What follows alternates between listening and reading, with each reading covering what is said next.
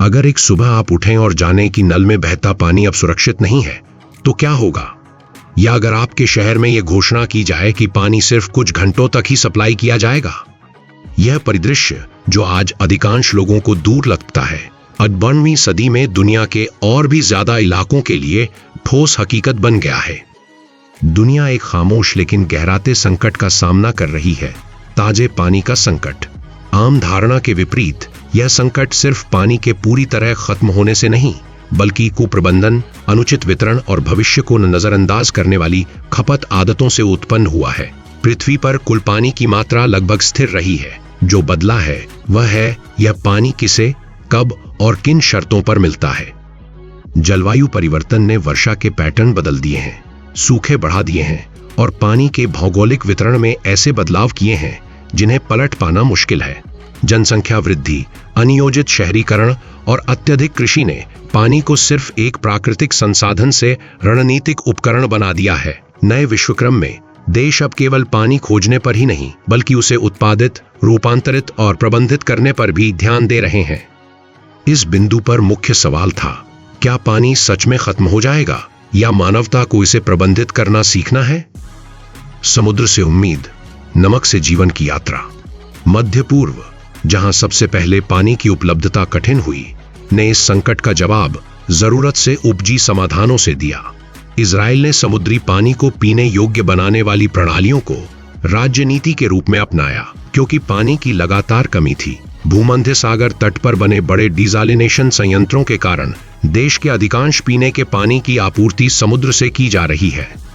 Reverse osmosis तकनीक अपनाई गई, ऊर्जा लागतें धीरे धीरे कम हुई और कृषि तथा शहर दोनों को एक ही मूलभूत ढांचे से पानी मिला। शुरू में सबसे बड़ी बहस थी कि क्या यह पानी मानव स्वास्थ्य के लिए उपयुक्त है।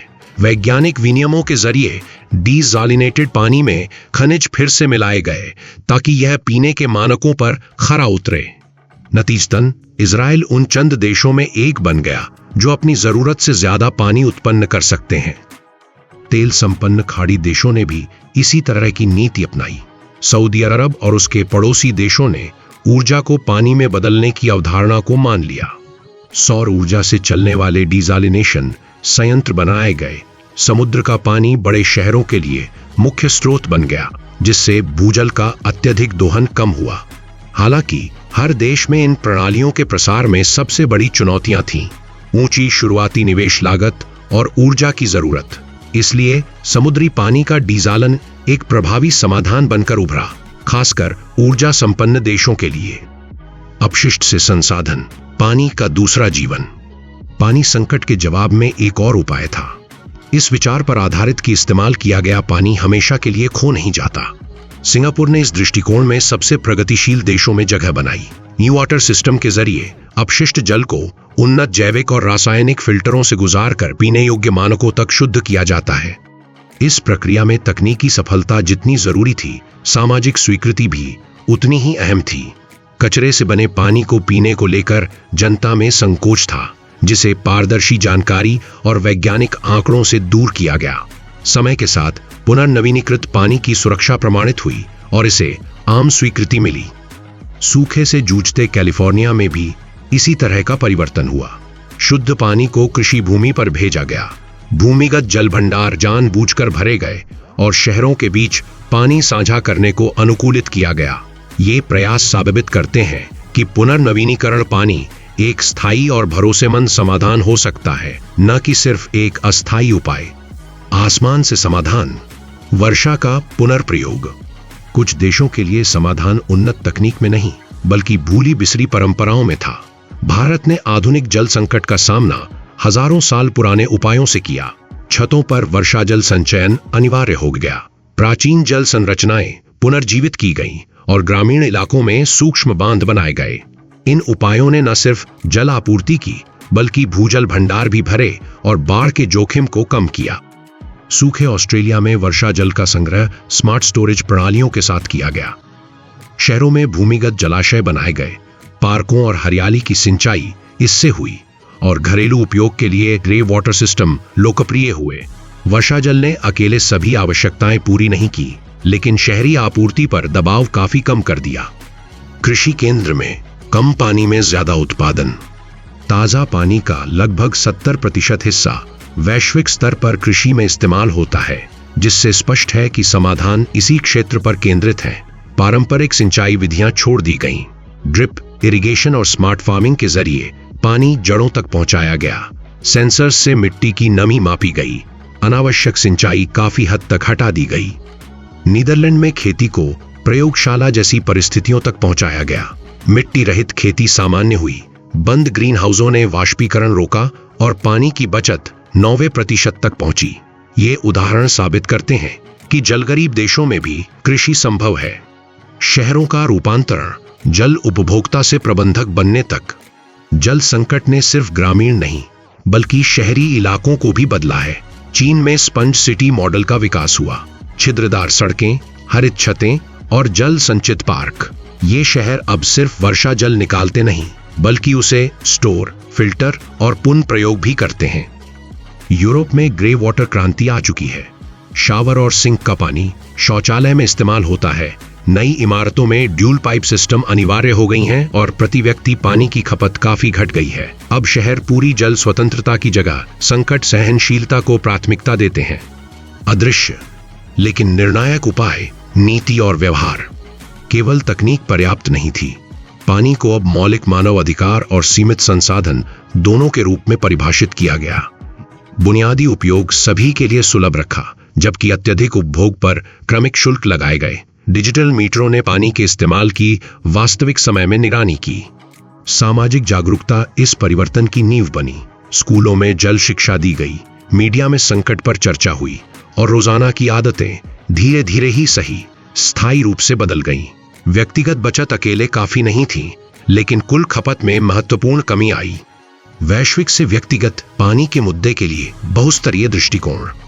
इतिहास में पहली बार पानी प्राकृतिक चक्र ही नहीं बल्कि वैश्विक संकट के रूप में चर्चा का विषय बना।